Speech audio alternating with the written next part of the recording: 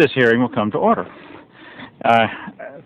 Good afternoon and welcome to this hearing on the Department of Energy's Industrial Technologies Program and discussion, the discussion draft of my bill, the Industrial Energy Efficiency Act of 2007.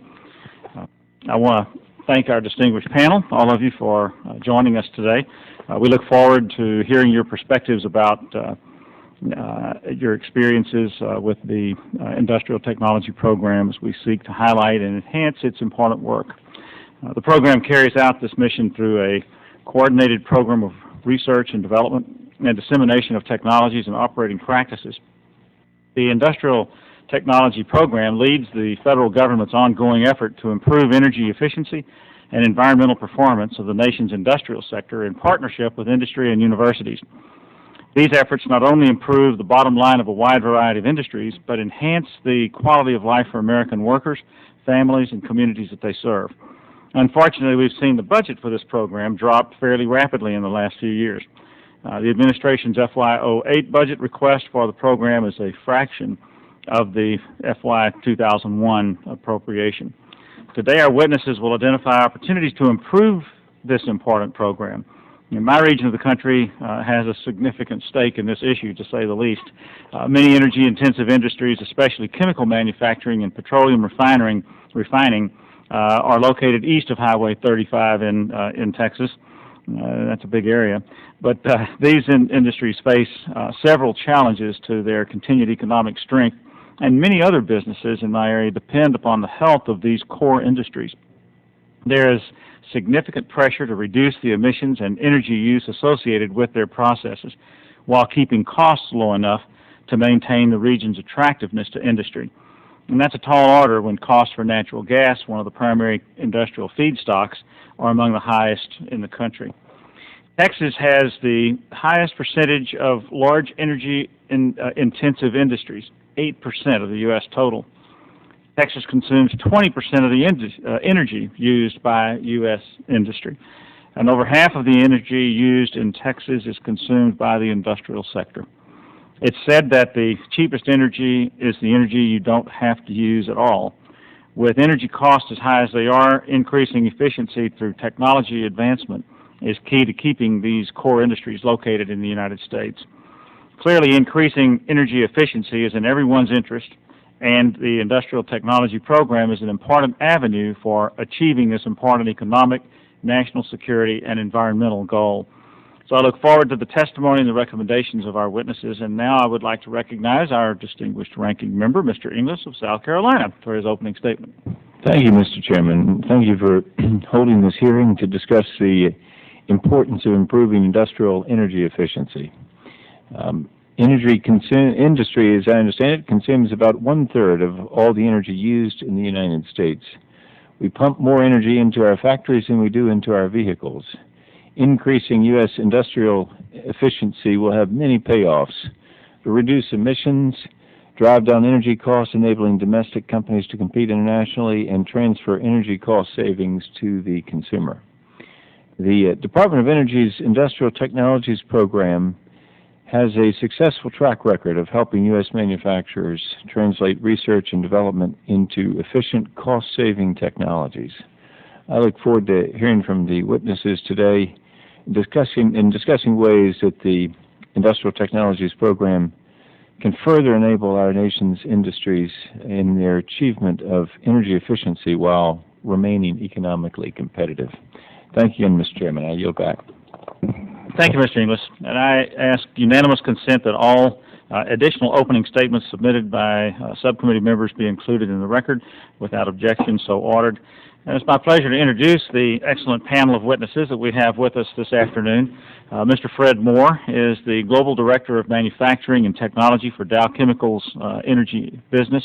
He's responsible for the production of power, steam, and other utilities for Dow, and for development, support, and application of energy technology globally and with Dow's major joint ventures. So he is also the chairman of the Energy Efficiency Task Force of the National Association of Manufacturers. Mr. Paul Cicio, is the president of the, good Italian name, like Lamposona. is the president of the Industrial Energy Consumers of America. Mr. Cicio's background includes over 20 years of public affairs and commercial experience in the energy and environmental sector, primarily with the Dow Chemical Company, where he was responsible for Dow's energy policy and legislative initiatives. Mr. Lawrence Kavanagh is the Vice President of Manufacturing and Technology for the American Iron and Steel Institute, or AISI. Prior to joining AISI in 1991, Mr. Kavanagh was the General Manager of Engineering for Davie International's Automation Services Division, where he was responsible for engineering, project management, installation, and testing for Davie's steel plant equipment installations around the world. And Mr. Malcolm Verdict is an Associate Director of the Energy Systems Laboratory within the Texas Engineering Experiment Station, TEES, the engineering research arm of Texas A&M, where my daughters went to school, in College Station, Texas. TEES has operated one of the Department of Energy's 26 industrial assessment centers since 1986. Previously, he held positions at the Alliance to Save Energy, the Texas Public Utility Commission, and the Texas Governor's Energy Management Office, and we want to welcome each and every one of you. Thank you very much for being here. You'll each have 5 minutes for your spoken testimony. And you'll notice that little black box in the middle. It works like a traffic signal. When it becomes red, I would appreciate your stopping and yielding to the next person. Your written testimony will be included in the record for the hearing. And when all 4 of you have completed testimony, then we'll begin questions. Each member will have 5 minutes to question the panel. And Mr. Moore, we'll begin with you. Good afternoon, Mr. Chairman and members of the subcommittee. My name is Fred Moore, and I'm the Director of Manufacturing and Technology for Energy with the Dow Chemical Company. In that capacity, I'm responsible for assuring that Dow's use of energy is as efficient as possible. I'm here today in my capacity as Chairman of the Energy Efficiency Task Force of the National Association of Manufacturers, the largest industrial trade association in the U.S. NAM represents more than 14 million men and women in the manufacturing economy, producing $1.5 trillion in revenues last year. We are pleased to offer our views on DOE's ITP program and how to achieve greater industrial energy efficiency. Energy efficiency is an imperative for the American manufacturers as well as every other sector of our economy. NAM affirmed the importance of energy efficiency with the release of its competitiveness model energy legislation earlier this year. As a nation, we must begin to think of the energy we don't use as our first fuel of choice. Natural gas prices differ widely around the world, from 75 cents per million BTUs in the Middle East to the winter forecast for the U.S. of $9 per million BTUs. Our inability to pass on these energy costs and the price of our products results in manufacturing being the shock absorber for high and volatile fuel prices. We are the leading edge of demand destruction in the face of high energy prices. Demand destruction is just a sterile term for job loss. Nearly 3 million high-paying manufacturing jobs have been lost since the run-up in natural gas prices in 2000. What are we doing about this? In Dow, we are relentless in our drive to reduce the amount of energy it takes to produce each pound of product. Between 1995 and 2005, we improved our energy efficiency by 22%, saving nearly 900 trillion BTUs. That's enough energy to power all the residential and commercial businesses in California for an entire year. And we saved nearly $4.5 billion in the process. Dow is committed to achieve another 25% improvement in energy efficiency by 2015. To underscore the impact of energy efficiency on our nation's energy security, if our entire economy in the U.S. grew it would achieve a similar goal, assuming normal GDP growth. We could displace the oil equivalent of all of our current imports from the Persian Gulf. We have learned much from our work with DOE's ITP program. In addition to being an active participant in their Save Energy Now program, we hosted 13 DOE energy assessments at our 9 largest sites in the U.S. in the last 2 years. These joint assessments identified nearly 4 trillion BTUs per year of savings, worth an annual amount of roughly $30 million. In fact, just last week, the Department of Energy helped us optimize one of our pumping systems at our Texas City plant in Texas. that literally allowed us to begin saving $200,000 a year in energy costs that day. It was almost as easy as flipping a switch.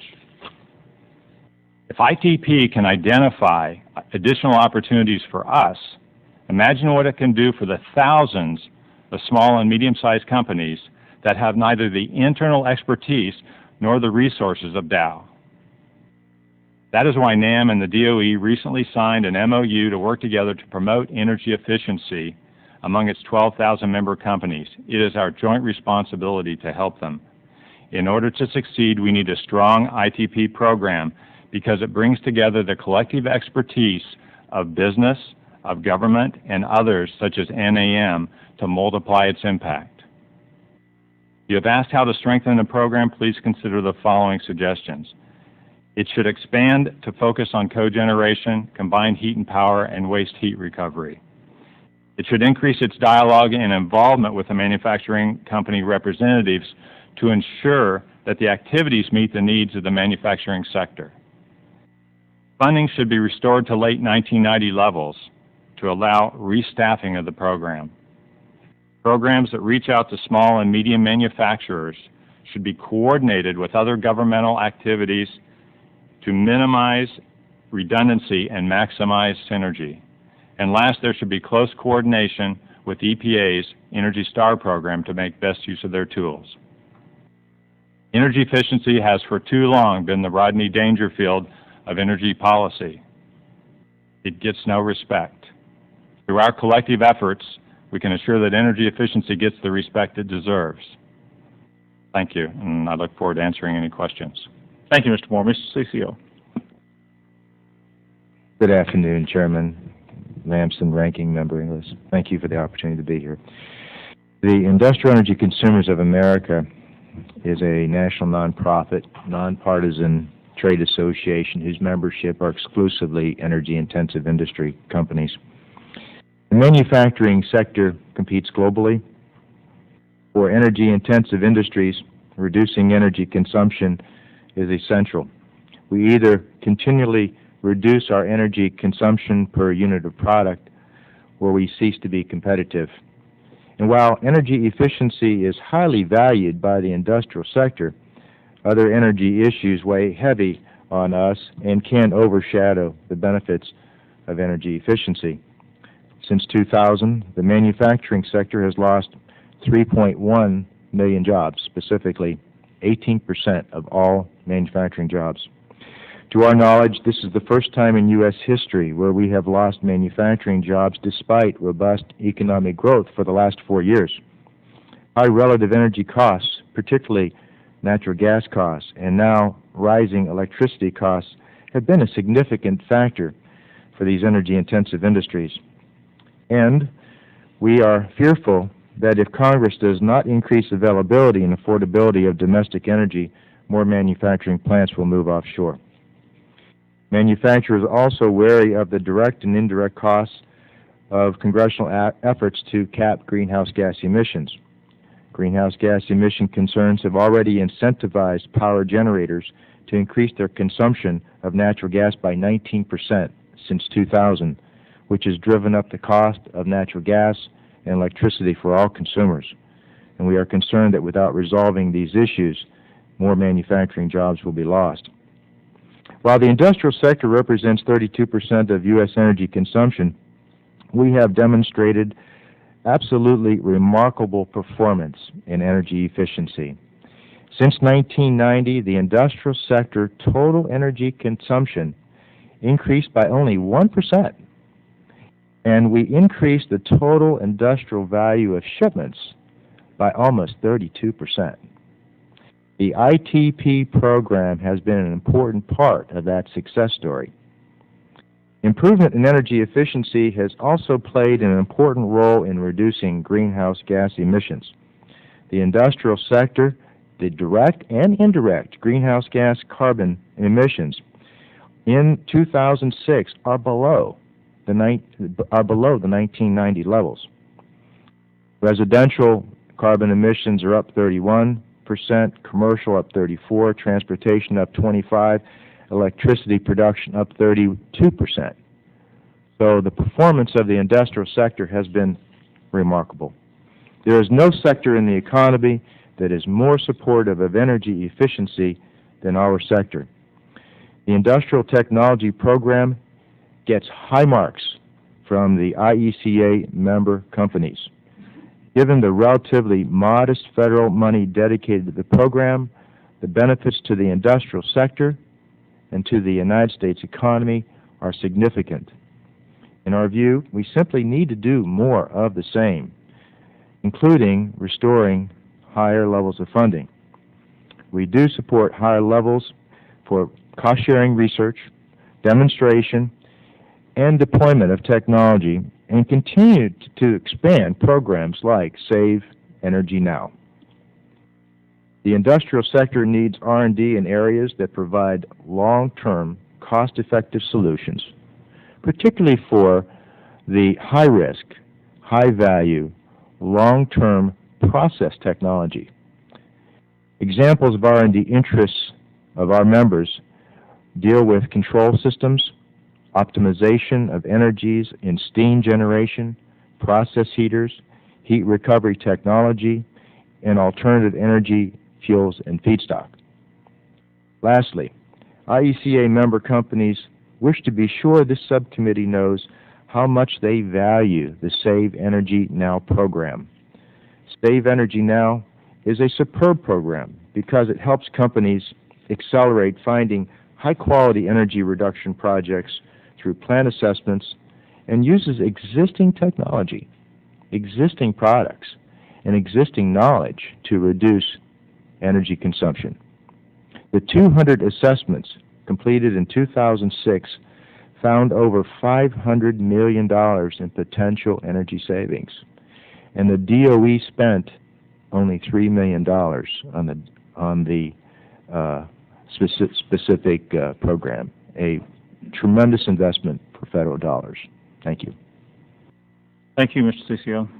Mr. Kavanaugh. Thank you, and good. Excuse me. I work at the American Iron and Steel Institute, but today I'm representing the Alliance for Materials Manufacturing Excellence, or AMEX. AMEX consists of manufacturers in aluminum, chemicals, glass, forest products, metal casting, and steel, and other organizations concerned about energy use and competitive manufacturing. So my remarks are in that larger context today. A little bit of background. The Intergovernmental Panel on Climate Change says that we need to reduce CO2 emissions by 50% by 2050 to keep global warming below 2 degrees. And 2 degrees is kind of the threshold above which bad stuff happens and below which everything's okay. So if you look at the chart that's in my testimony, it shows the improvements in energy use and CO2 emissions that materials manufacturers have made over time. And a lot of that was done in cooperation with DOE, and the gentleman to my right have already quoted the figures and facts extensively. So the energy usage gains that we've been able to make sense because our processes are mature, and we've been working on lowering energy use for some time. However, it also shows, and this is the key point, that to make any significant change in energy use and CO2 emissions going forward, new processes are required. There's just not enough left in today's processes because we're relatively energy efficient already, not to get to the big gains that are required or will be required in a carbon-constrained economy. So whether you call these breakthrough, game-changing, or transformational technologies, new process development's the only path to meeting society's needs regarding energy use and CO2 emissions. AMEX supports an ITP program establishing a public-private R&D focus on new process development over the long term, and our estimates indicate the same has been already mentioned, that a funding level of the late 90s period of $125 million or so is a good place to start. Federal dollars coupled with industry dollars is a very powerful combination, and not only addresses the technical challenges we face, but by placing this joint funding at universities, it also addresses our crucial and expanding need for the next generation of scientists and innovators in our industries. We also recognize there is a need for near-term and incremental work, and this part of the program should address sensors, motors, steam pumps, and the like, and it should also invite the participation of new stakeholders that may have more room for improvement in the near term than materials manufacturing. In summary, it's necessary that we realize we cannot incrementalize to the type of energy savings necessary to manufacture in the carbon-constrained world. High-efficiency motors and light bulbs will simply not be enough to come close. Reducing energy use and CO2 emissions are everyone's responsibility, the public and the private sector. And the way to meet this challenge is to create a jointly funded R&D program to transform industrial processes into ones that use less and diverse forms of energy while emitting little or no CO2. Thank you. You're welcome. Thank you. Mr. Verdict. Chairman Lamson, Ranking Member Inglis, and members of the House Subcommittee on Energy and Environment, I would like to thank you for this opportunity to testify on the U.S. Department of Energy's Industrial Assessment Centers, which provides technical assistance for small and medium-sized manufacturers and industrial facilities, utilizing university faculty and students from 26 universities around the nation. My name is Malcolm Verdict, and I appear before you this afternoon representing the Texas Engineering Experiment Station located in College Station, Texas. The Texas Engineering Experiment Station, known as TEES, is a statewide engineering research agency of the state of Texas. We are located on the Texas A&M campus, where our engineering programs educate over 9,000 undergraduate and graduate engineering students every year. We have run an industrial assessment center for the past 21 years and have seen firsthand the tremendous positive benefits it has had on industry and our young engineering students. I would like to address three main points this afternoon for the committee. First, the many valuable contributions of the program, some of its current limitations, and recommendations to build upon its past successes. First, the industrial assessment centers have made significant long-term contributions to industry and to the education of participating engineering students. The program is very unique within DOE since it directly involves engineering students in close partnership with industry. Engineering faculty and undergraduate students conduct on-site assessments. These are typically one-day visits and provide written recommendations to the owners and operators for saving energy and reducing pollution. The many valuable benefits from this program include: 1, providing cost-effective recommendations for reducing energy and pollution and increasing their productivity; 2, enabling small and medium-sized manufacturers and industry to compete in a highly competitive global economy; 3, providing real-world energy-related job experience for engineering students; and finally, creating valuable new industrial partnerships for the participating universities. Some significant IAC program successes include over 13,500 assessments have been made involving over 3,000 engineering students. Participating facilities save on average $5,500 per year with a payback often less than 12 months.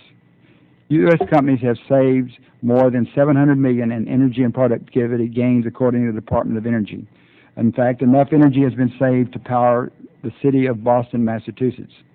And more than 1.5 million industrial jobs have been created through this program.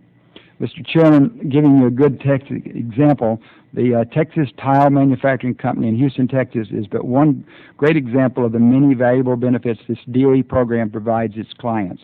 With high energy prices, inefficient energy practices, increased foreign competition, and located within the EPA-designated non-attainment area, this manufacturer was an ideal IAC program candidate. In 2006, our Texas A&M team conducted an on-site assessment and identified over $250,000 in energy savings and enabled the firm to find an additional $100,000 in savings while implementing all of the team's recommendations. Equally important, the energy savings are helping the Houston region meet its EPA clean air requirements. It bears repeating that the IAC program helps educate students with highly critical engineering skills needed in the nation's next engineering workforce. Most IAC graduates go on to energy-related jobs in industry national laboratories, the U.S. Department of Energy, and engineering teaching careers. In fact, a University of Tennessee study on the careers of IAC graduates found that 73% of those surveyed held a position at one time related to energy efficiency, and an amazing 58% of these graduates have remained in energy efficiency as a part of their job description throughout their career. Although industrial assessment centers have made significant long-term contributions to industry, it is not achieving its full potential in our opinion. Some examples of program limitations include program management continuity and resources have been very inconsistent, especially the last 3 years. Participation by only 26 universities leaves some areas of the nation underserved. The program fails to address other valuable target audiences. The program does not include an energy research component, which limits its opportunities for university, faculty, and student educational activities. And there's no clear charter to leverage federal dollars. Finally, program success metrics do not incorporate the value of training our nation's future energy engineers. We believe that the IAC program, which is already a very good program, could be enhanced.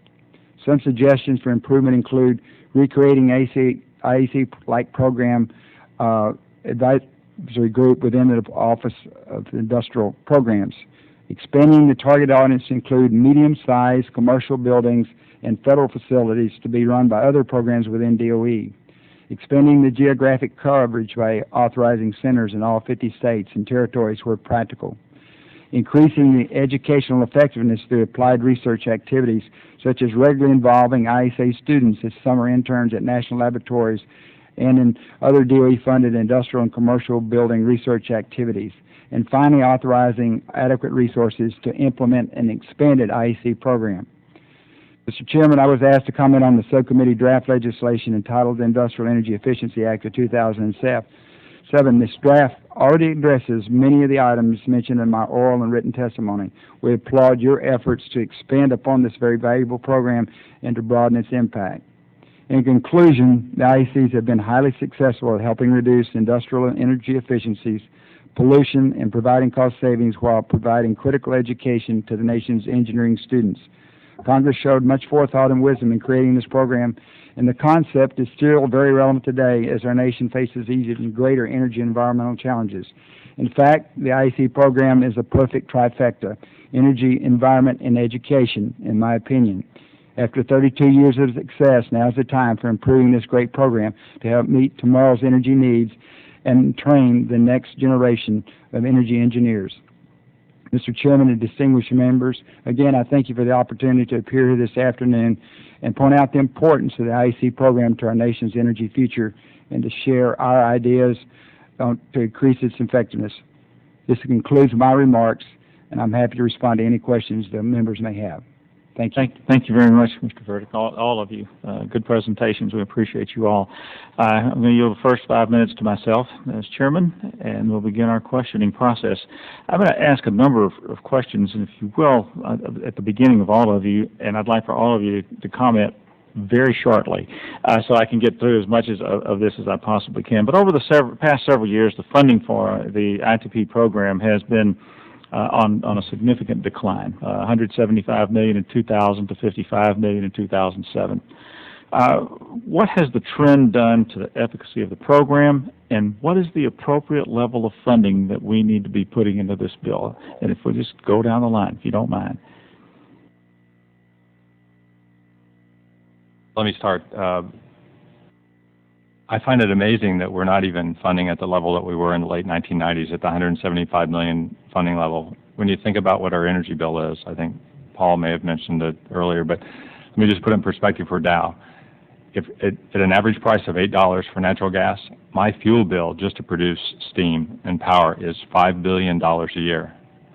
I think that we're missing opportunities to drive that down for our manufacturing sector and impact our energy security for the United States by not bellying up to the table something in excess of $100 million just seems kind of silly.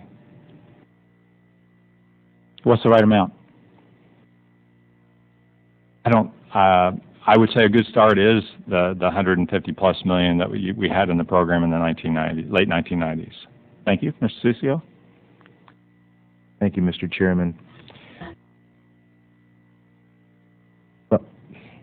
scale. You need a significantly well-funded program, like we talked about, like in the late 1990s, to do the quality of research on projects, on technologies that yield the best opportunity. Those are the high-risk, long-term, and they're expensive research projects. And with a ongoing shrinking budget, you can't do those types of high-quality projects that make a big difference when they become reality. And that is probably one of the most significant answers to your question of what is the impact of reducing that funding. You cannot do projects that are of the scale and magnitude that really have the most significant payoffs. Kavanaugh?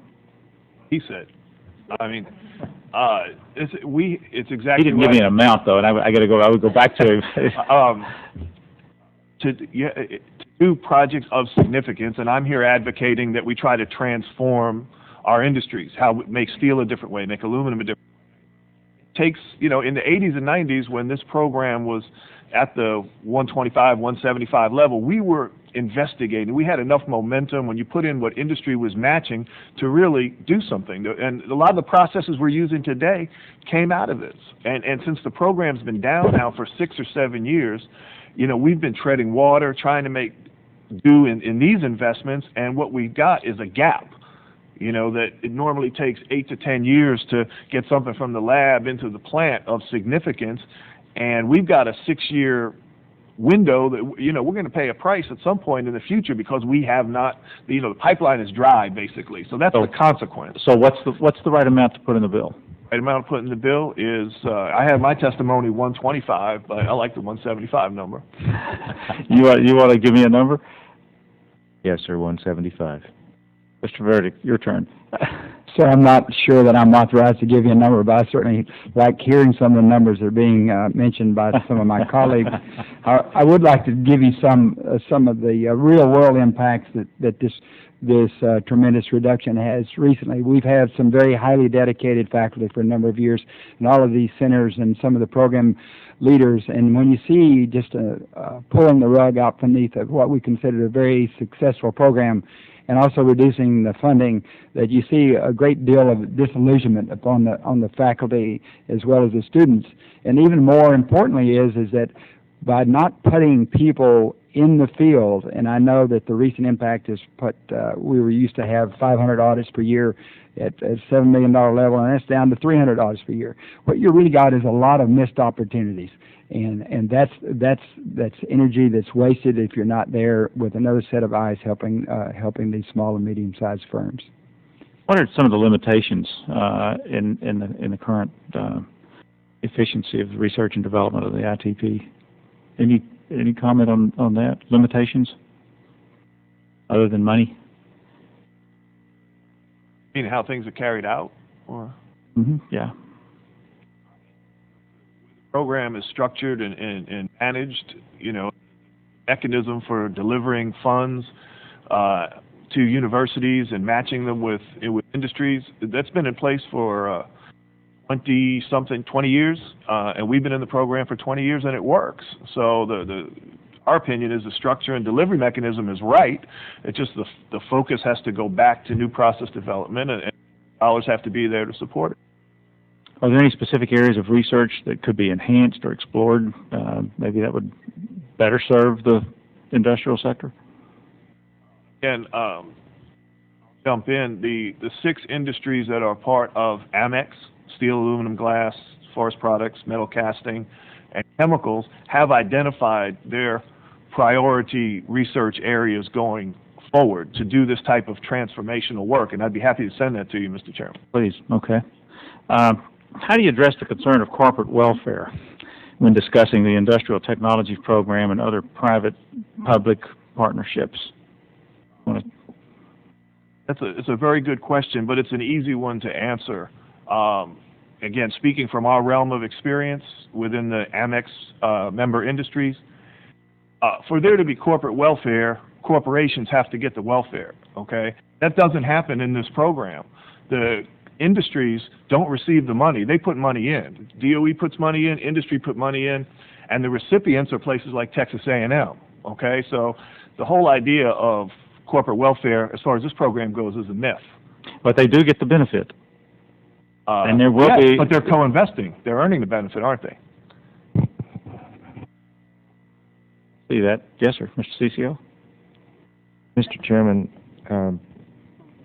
the corporate welfare issue goes back to one of the points I had made earlier, is that the breakthrough technology in the most important areas are too expensive for any one company, even the size of companies like a Dow Chemical Company, to do all by themselves.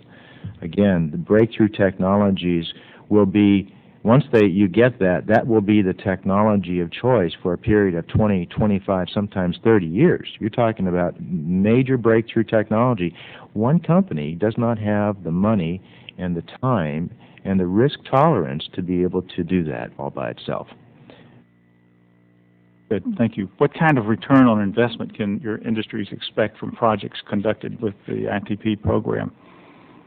You're putting up, and y'all already said many other numbers, but the match that you make, and is it typically equal? What are some of the kinds of matches that you may know of? Matches range in our industries from a third to half, depending on the type of research and the risk that's involved. And then some of the returns, give me some examples of what kind of return it's yours.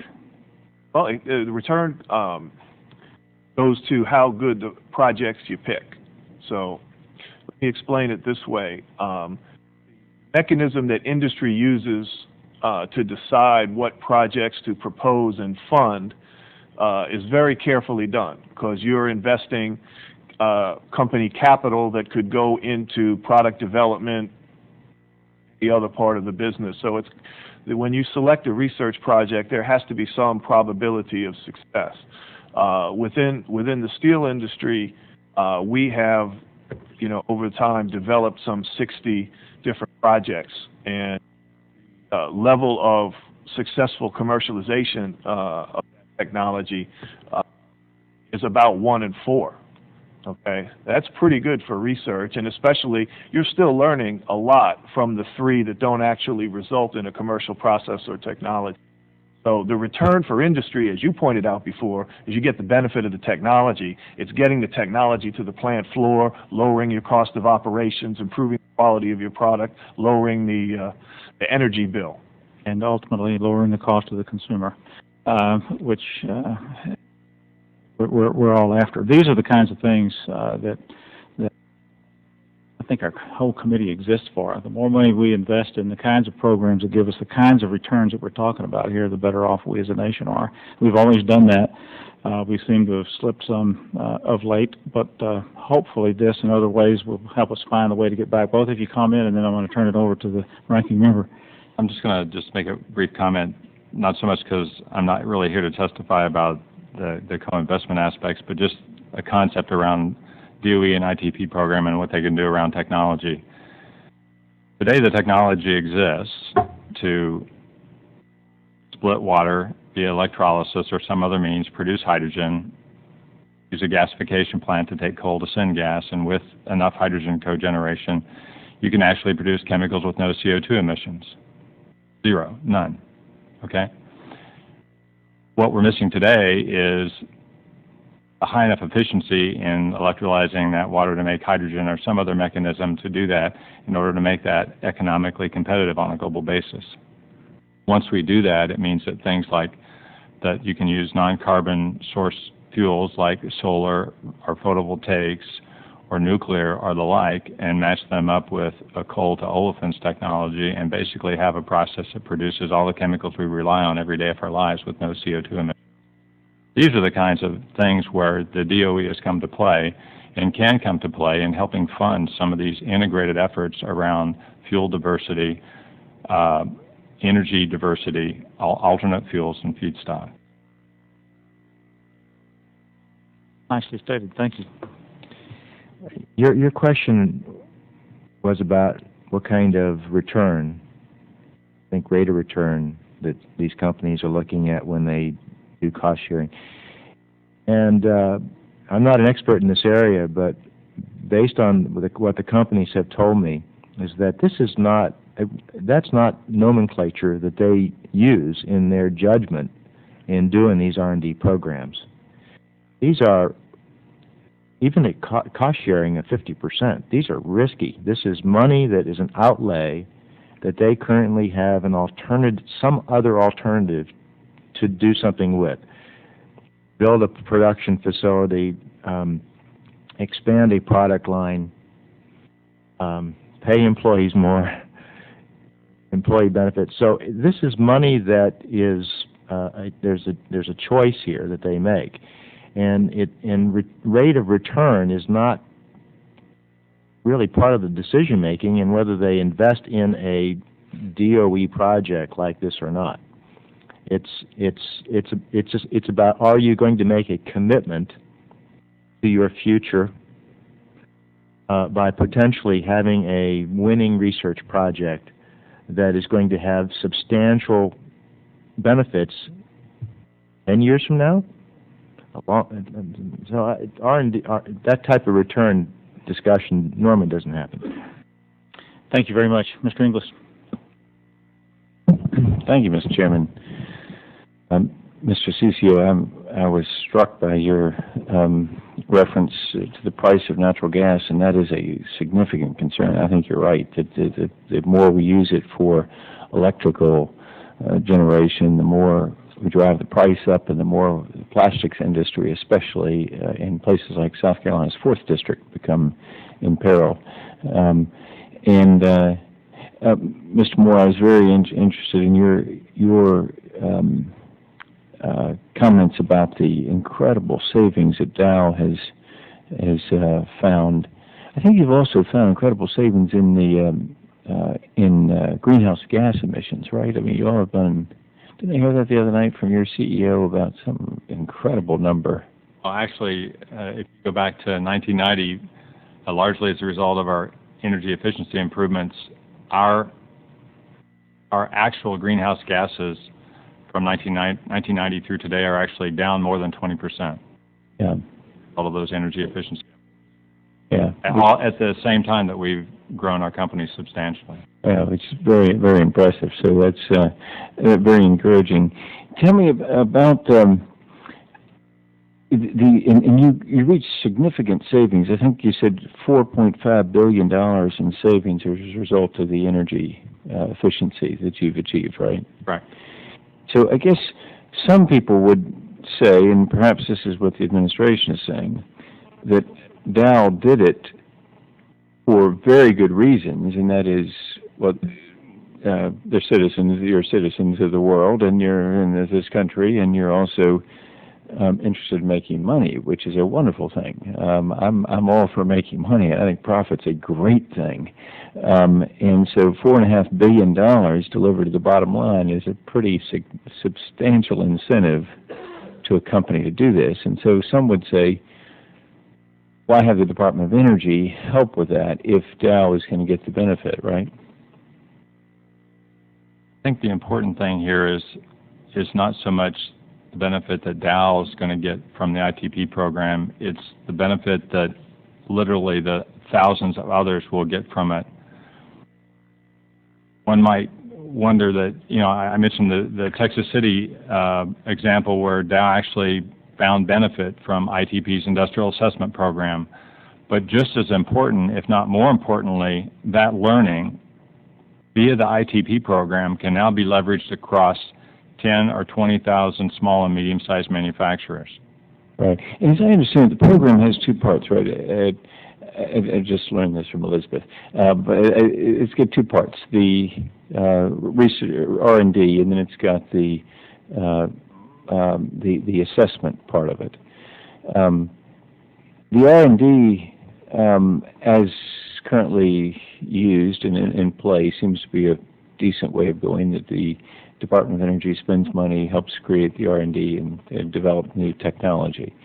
In the case of the assessment, why would why would the entity benefited not pay, say, on a contingency fee basis to the DOE for the assessment? In other words, right now what you have, right, is the money, and Mr. Kavanaugh, I differ with you about the definition of corporate welfare there.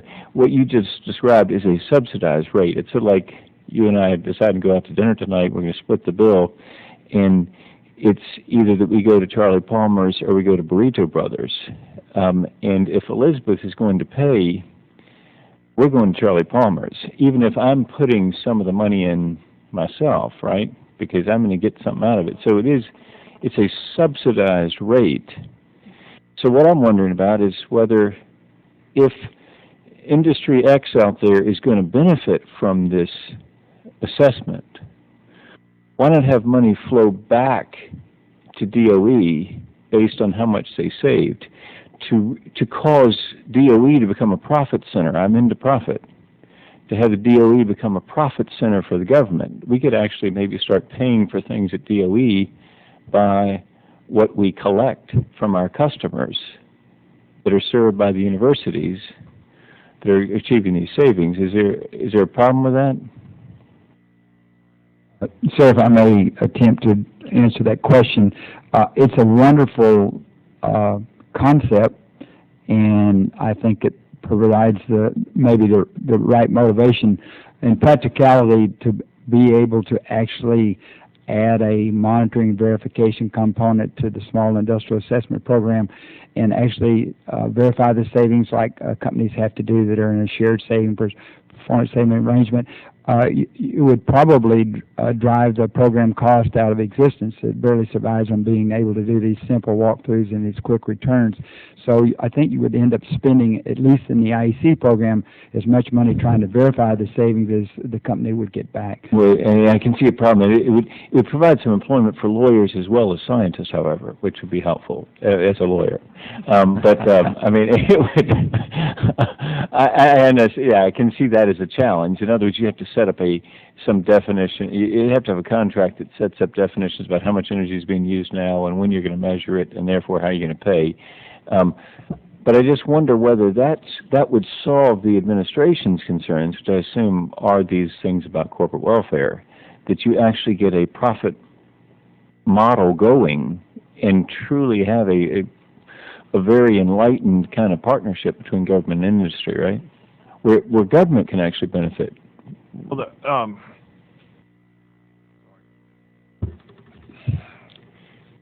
you have to get down to another level of detail. I don't really agree with your dinner analogy, and I'll try to explain why.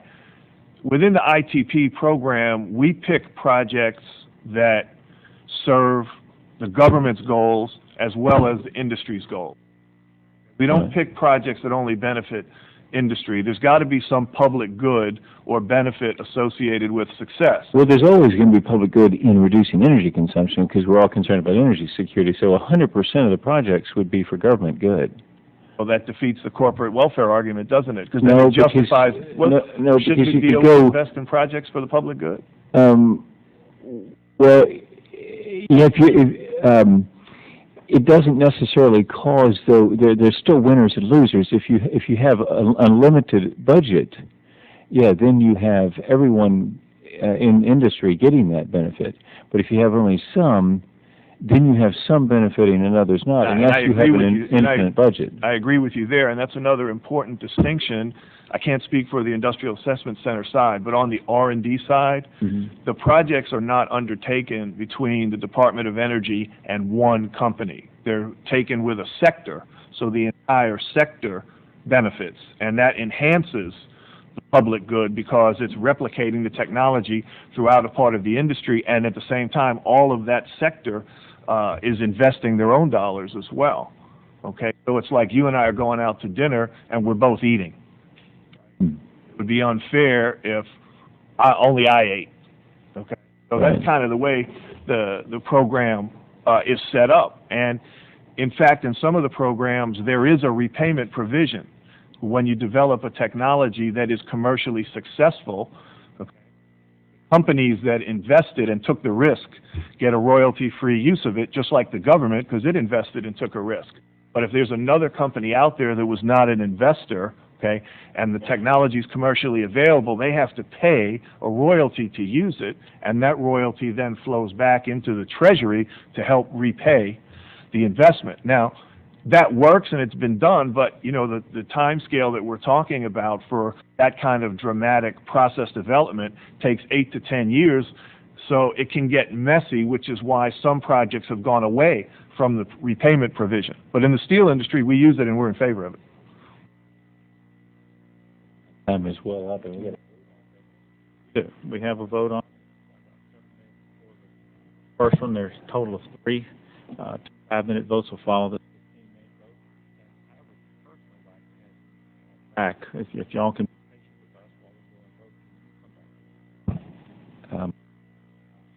But I keep going here if you want to. I mean, if you have, how much time do you have? I'm happy to yield back at this point. Only 5 people have voted, so I think we've got a little while. But let me try to go through these somewhat quickly, and if you'll keep your answers as succinctly as you possibly can, I'd appreciate it. And let me go to Mr. Moore. Dow's CEO has said that you're investing heavily outside the United States. Is it too late to save the chemical industry in the United States? Simple answer is no, but let me add a little bit of background in between. Across the globe, there have been 19 world-scale crackers. These are big ethylene conversion assets that are used in integrated petrochemical complexes that have been announced to be built in the next decade. Not one of them is scheduled to be built in the U.S. Then I go and I look at what Dow's doing. Dow is growing, and it's growing globally, but it's not growing significantly in the U.S. You can just look at our announced joint ventures with Saudi Arabia, with Saudi Aramco, or in Kuwait, as an example. And we're growing there because they have reliable and competitive priced fuel and feedstocks. Now, chemical industry is not immediately at risk in the U.S. In fact, it's terribly important to Dow and to most other companies that operate here. In fact, 50% of Dow's assets are still in the U.S. They're terribly important. They're critical to our success.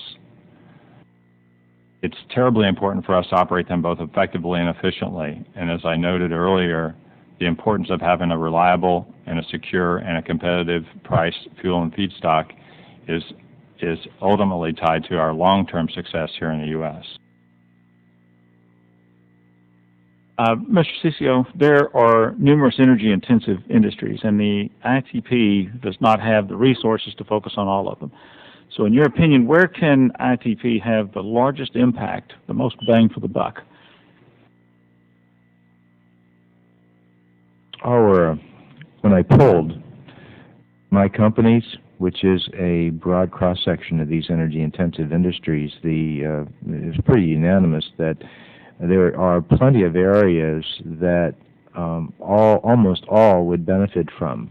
And this gets to the issue of control system improvements, the optimization of steam generation. See, lots of manufacturers use steam, process heaters, heat recovery technology. These are basic types of technology that are used throughout these industries. So there's a lot of room for the focus on those technologies that would benefit almost all of them. Thank you. Mr. Verdict, talk about IAC for just a second. Can you, or do you have an estimate for an appropriate level of funding for the IAC program to meet the demand that you described? Well, I think at a minimum it needs to go back to where it was in 6 or 7 years ago. But I think there's additional opportunities, and if DOE would run this as a business model, then they would actually go out and sample the demand. I think they're going to find there's tremendous demand there for this product, and I think they're going to find willing partners even to do some cost sharing. I think you're going to find programs in many states where you have very active and aggressive utility-funded programs to also be willing to work with the assessment centers. But we really had no guidance or no authorization to actually try to match up funding. But there's certainly just indirectly the demand is far greater than what the current funding levels are. Well, like I said a while ago, these are exactly the things that I think this Science Committee needs to show the leadership on if we at all possibly can put our country's resources into things that give us back significant return. Clearly, what you have described here today and helped us understand is one of those areas. Yes, sir. If I could just add one thing on the educational benefit, we keep talking about the immediate payback, but once you train one of these energy engineers and he stays out there, he's continually working and improving the processes which he's involved in. It's very, very hard to put a dollar benefit to that. But we say we've only had 3,000 in the program over some 31 years. That's really not that many engineers. We really have got to train a lot more engineers in that, and they're out there with the first line of defense with their computers and their meters, and they're helping save energy, and I think that's the right thing that some of our government resources should be doing. I totally agree. Thank you, and thank you all. And we're not going to come back after this vote, so we dismiss the panel. We thank you very, very much. Under the rules of the committee, the record will be held open for 2 weeks for members to submit additional statements and any additional questions that they may have for the witnesses. You may be receiving some things from us. We thank you very much for your testimony today. The meeting is adjourned.